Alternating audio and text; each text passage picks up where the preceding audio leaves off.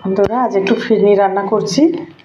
তো দুধটা বেশ 1 কিলো দুধ নিয়েছি। দুধটা বেশ ভালোভাবে ঘন করে ফুটিয়ে নিয়ে ওর মধ্যে 1 মুঠো গোবিন্দভোগ চাল কিছুক্ষণ ভিজিয়ে রাখার পরে তার সাথে 2টো এলাচ আর একটা ছোট্ট টুকরো দারচিনি একসাথে গুঁড়ো করে নিয়ে আমি এই দুধের মধ্যে দিয়ে দিলাম।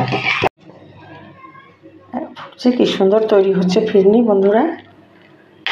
এইভাবে ধীরে ধীরে ফিরনি তৈরি হয়ে যাবে। এর মধ্যে কিছুটা বাতাসা আর কিছুটা চিনি দিয়েছি, দিয়ে আমি এইভাবে ফিরনিটা তৈরি করে ফেললাম। একেবারে আগের দিনের মতো মারা যেভাবে তৈরি করতো। পরিবেশন করে ফেললাম। তার উপরে একটু কাজু গুঁড়ো দিয়ে গার্নিশ করে দিলাম। এই যে খুব সুন্দর ফিরনি তৈরি। এই ফিরনিটা আমি ঢাকা দিয়ে রেখে দিলাম।